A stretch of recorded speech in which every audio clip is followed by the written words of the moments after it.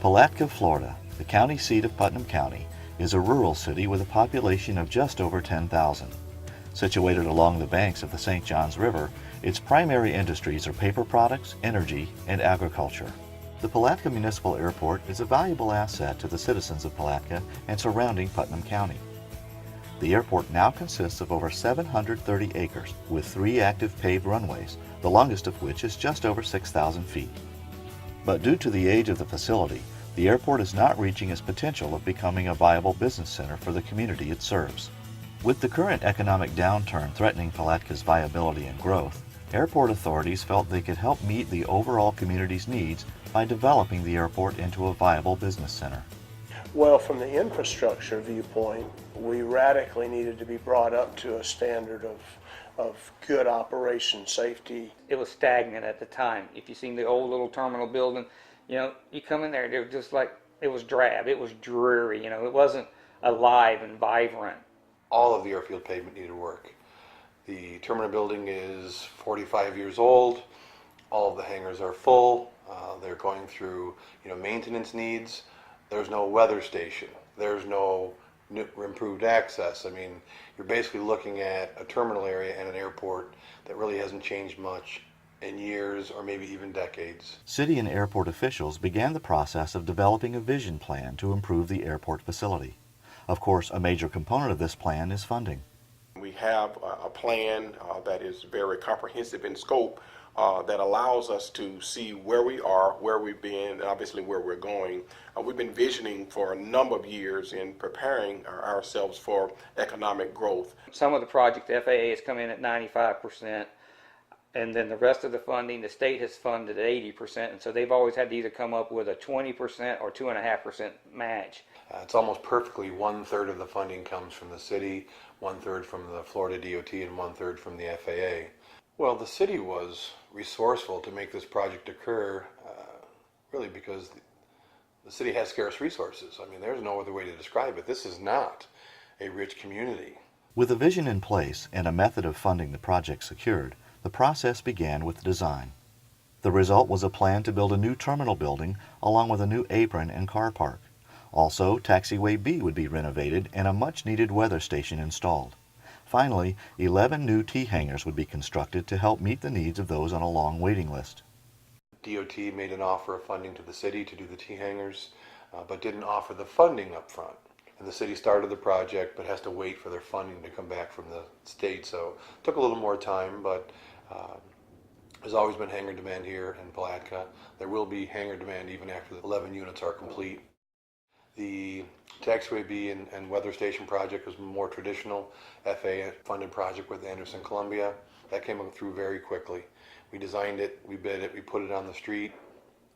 Anderson Columbia comes in with their own forces. They operate their own asphalt plant. Bang, it's done.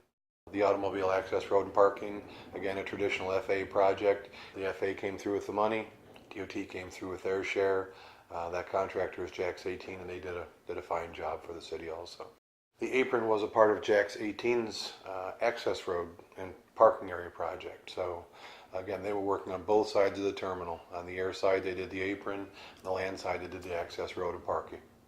The airport terminal building started off as a design build project where Passero Associates put out a concept drawing, and actually put a project out to bid with the city to hire a design build firm to come in and complete the design of the terminal building and offer a total budget. It's actually worked out fine.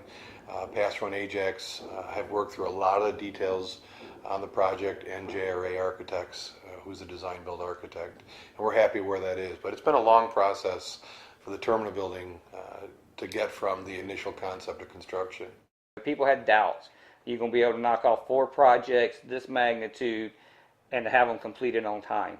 This is going to be a challenge, keeping 4 separate projects coordinated without having them step on each other. So when you draw that up on a piece of paper, you've got a lot of coordination issues.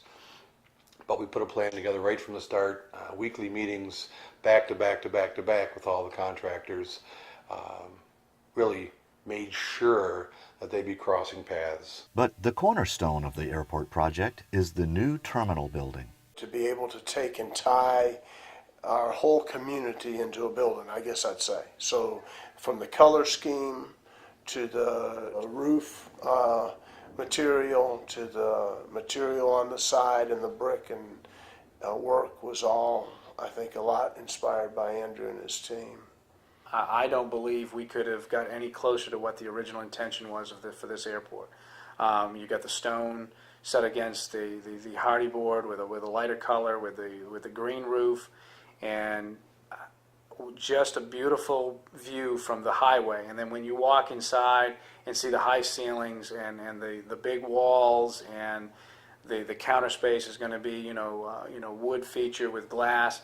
The rustic in look is really what it's going to be. This facility has been built and designed so that in the event of a storm, city operations will not cease. We will do a transition. We will have our plan upgraded and updated so that we can accommodate all city services and actually a staging area, etc. But the facility will accommodate us for the worst of storms.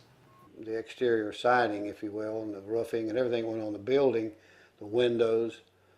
We had to have impact-resistant glass, and the siding had to be installed a certain way to meet 155-mile-an-hour winds. So it made it a little unique in the building itself. It's really become a facility that we can present to the public from both the aviation side of it and the general public side of it, so as they come in and look around and be made available to our whole community. The benefits of cost-effective design are many, but the clear winners are the people of Palatka and Putnam County, whom the airport will continue to serve into the future. Well, I think it's the most spectacular piece of property that the city has. I mean, I think it might not be the biggest, and it might not be the most expensive, but it's going to stand out as being one of the spectacular sites in our little community.